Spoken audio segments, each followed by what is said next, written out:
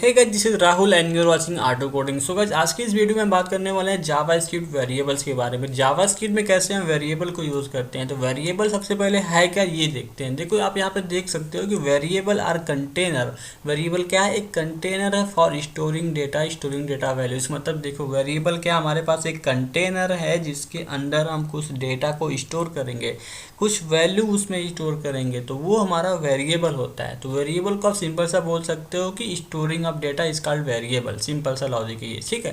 तो इस तरीके से आप वेरिएबल को समझ सकते हो। देखो, वेरिएबल जो जावास्क्रिप्ट में होता है वो कुछ इस तरीके से यूज, जैसे कि लेट का यूज़ करके, वर का यूज़ करके, कॉन्स्ट कीवर्ड का यूज़ करके। तो देखो, अगर प्रोग्रामिंग लैंग्वेज में आप जाओगे, जैसे कि पाइथन में जाओगे या फिर सी में जाओगे, तो वहाँ पे जो चीज़ें होती तो इंट लिखते थे सी में, और हम पाइथन में कोई हमारे पास कीवर्ड नहीं होता है तो वहाँ पे वेरिएबल आप डिक्लेयर करके डेटा असाइन करते थे। लेकिन हमारे पास देखो, जो जावा स्क्रिप्ट है उसमें अंदर हमें यूज़ करना होता है वेर, लेट या फिर कॉन्स्ट। देखो, अगर हम बात करें वेर कीवर्ड की, तो वेर कीवर्ड कुछ इस तरीके से यूज़ करते हैं, जैसे कि वेर लिखेंगे, उसके बाद हम लिखेंगे वेरिएबल का नेम, जैसे कि एक्स। उसके बाद हम कोई वैल्यू इसमें अगर असाइन करना है, कुछ स्टोर करना है एक्स वेरिएबल में, तो लिखेंगे एक्स इक्वल टू 5। तो 5 क्या होगा, हमारा एक्स में स्टोर हो जाएगा। तो ये वेर होता है, यानी वेर कीवर्ड का यूज़ करके इस तरीके से वेरिएबल बनाते हैं। अगर वेर की बात करें तो देखो, वेर जो है वो 2015 के पहले यूज़ करते थे। तो ES6 जब आया 2015 में, उसके बाद हम लेट और कॉन्स्ट का यूज़ ज़्यादा करते हैं। देखो, लेट क्या होता है, अगर लेट की बात करें तो जो लेट होता है हमारा, उसको अगर आप एक बार डिक्लेयर कर रही है तो आप उसको दूसरी बार डिक्लेयर नहीं कर सकते हो। वैल्यू तो असाइन कर सकते हो, री असाइनमेंट कर सकते हो लेट में, ठीक है, लेकिन उसको री डिक्लेयर नहीं कर सकते हो। री डिक्लेयर का मतलब मैं आपको जब इम्प्लीमेंट करूंगा विजुअल स्टूडियो कोड में, तो वहाँ पे आपको समझ में आएगा, ठीक है। तो कॉन्स्ट क्या होता है, कॉन्स्ट का मतलब ये होता है, इसको अपना री डिक्लेयर कर सकते हो ना, इसको आप री असाइन कर सकते हो, ठीक है। यानी वैल्यू को आप चेंज नहीं कर सकते हो, इसको क्या होता है, कांस्टेंट बन जाता है, ठीक है। तो ये चलो अभी आपको समझ में नहीं आ रहा होगा को, इसलिए मैं चलता हूँ विजुअल स्टूडियो कोड में, और वहाँ पे इन कीवर्ड्स को यूज करेंगे, तब मैं आपको क्लियर करूँगा कैसे ये कीवर्ड्स एक्चुअली यूज होते हैं।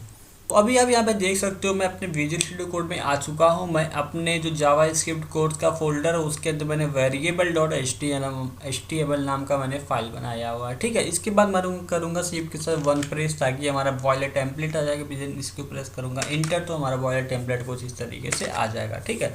तो यहाँ पे मैं प्रेस करता हूँ इंटर, तो हमारा बॉयलर प्लेट आ गया। इसके बाद देखो, मैं यूज़ करने वाला हूँ यहाँ पे स्क्रिप्ट टैग को। तो स्क्रिप्ट टैग यूज़ क्यों करते हैं, आपको मैंने बताया था कि स्क्रिप्ट टैग यूज़ करने का मतलब ये होता है कि इसके अंदर हम लिखेंगे जावा स्क्रिप्ट का कोड, ठीक है। मैं इंटरनली यूज़ कर रहा हूँ, इसलिए मैं स्क्रिप्ट टैग का यूज़ कर रहा हूँ, तो ठीक है।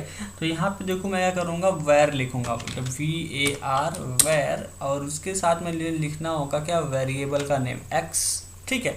अब इसको करूँगा सेमी कॉलन से इस तरीके से बंद। तो अभी क्या हुआ, ये चीज़ आपको समझो, ये क्या हुआ, हमारा जो वेर है, वेर कीवर्ड है, उसके साथ हमने एक्स एक वेरिएबल का नाम दिया। अब इसके बाद अगर हमें कुछ वैल्यू असाइन करनी हो एक्स में, तो एक्स इक्वल टू 5 इस तरीके से आप वैल्यू असाइन कर सकते हो, ठीक है।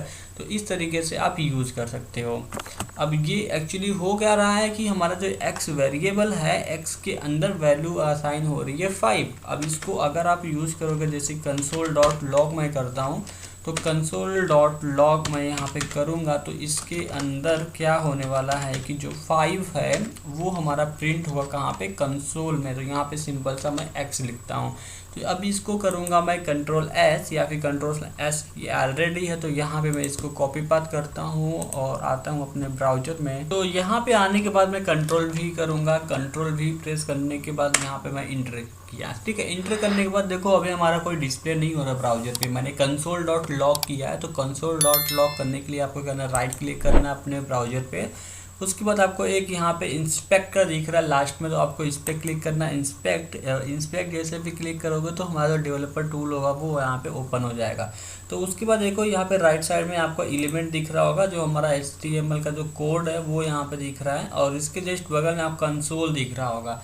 तो इस पर आपको क्या करना है, क्लिक करना है। तो यहाँ पे क्लिक करोगे तो आप यहाँ पे देख सकते हो कि जो हमारा 5 है यहाँ पे डिस्प्ले हो रहा है, कुछ इस तरीके से। मैं जूम कर दिया तो आप इसको देख सकते हो कि हमारा 5 ये डिस्प्ले हो रहा है। तो इस तरीके से आप यूज़ क्या कर सकते हो, वेर कीवर्ड को। तो इस तरीके से भी यूज़ कर सकते हो। और यहाँ पे x इक्वल टू, अगर मैं 10 लिखूँगा ठीक है, और यहाँ पे इसको अभी के लिए कमेंट करूँगा तो यहाँ पे क्या होगा कि हमारे पास 5 नहीं आएगा, 10 आने वाला है, क्योंकि जो x की वैल्यू है वो क्या है, 10 है।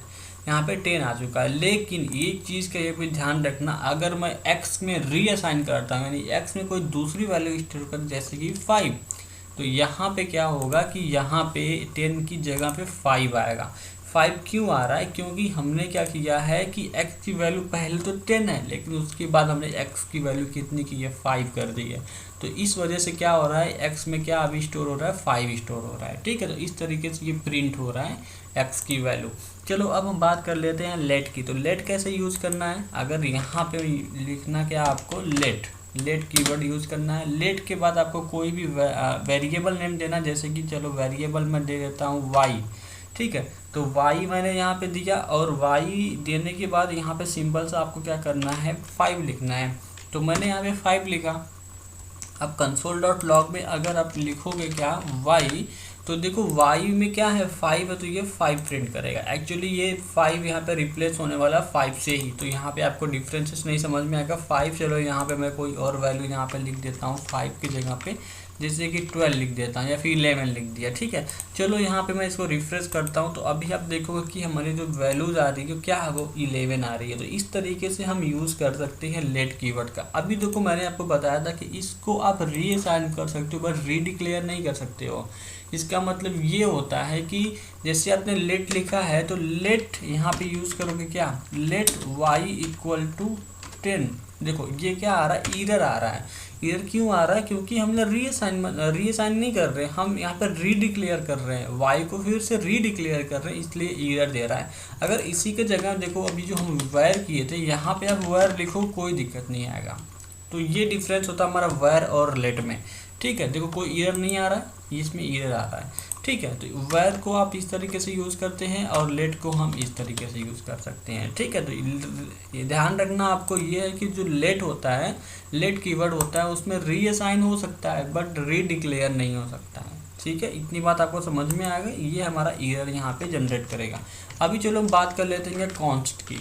तो CONST होता है हमारे पास कीवर्ड होता है जावास्क्रिप्ट में कॉन्स्ट। अगर यहाँ पे मैं इस तरीके से लिखता हूँ x और ये सेमीकोलन, तो क्या ये ईरर दे रहा है, तो मतलब क्या बोल रहा है, कांस्टेंट वैल्यू आपको यहीं पे कुछ वैल्यू असाइन करनी। जैसे कि यहाँ पे मैं इसको करता हूँ 45, देखो इसके अंदर क्या हो गया, 45 असाइन हो गया। अगर मैं अब इनको करूँगा कमेंट, ठीक है, इनको इन सबका हमने यूज़ कर लिया, तो इन सबको मैं कमेंट कर देता हूँ। ठीक है, तो ये आपको बस समझ में आना चाहिए कि वैर क्यों यूज़ करते हैं, कब यूज़ कर सकते हैं, लेट कब यूज़ करते हैं, और ये कॉन्स्ट कब यूज़ करते हैं। देखो 45 हुआ, 45 होगा, यहाँ पे मैं लिखूँगा x, तो यहाँ पे देखो क्या होने वाला है, इसकी जगह पे 45 आ जाएगा, सिंपल सा।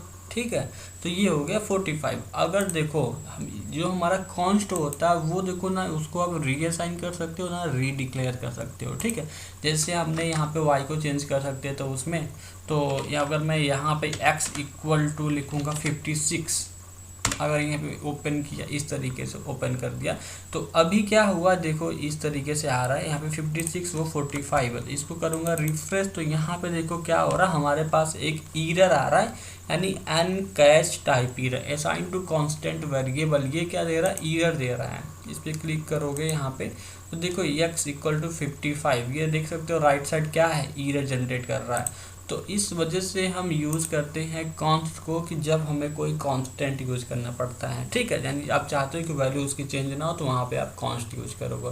और एक चीज़ का आपको ध्यान रखना है, जो हमारा लेट होता है वो ब्लॉक ऑफ कोड होता है, यानी ब्लॉक में वो वर्क करता है। जैसे कि कोई फंक्शन होता है हमारे पास, अगर आप CSS नहीं, C लैंग्वेज आप जानते हो, या फिर पाइथन जानते हो, या फिर जावा जानते हो, तो वहाँ पे जो ब्लॉक ऑफ कोड होते हैं, तो उसके अंदर जो होता है वो लेट और कॉन्स्ट चलता है, और जो हमारा वेर होता है वो ग्लोबली होता है। ठीक है, तो इस तरीके से आप यूज़ कर सकते हो लेट कीवर्ड को, वेर कीवर्ड को, कॉन्स्ट कीवर्ड को।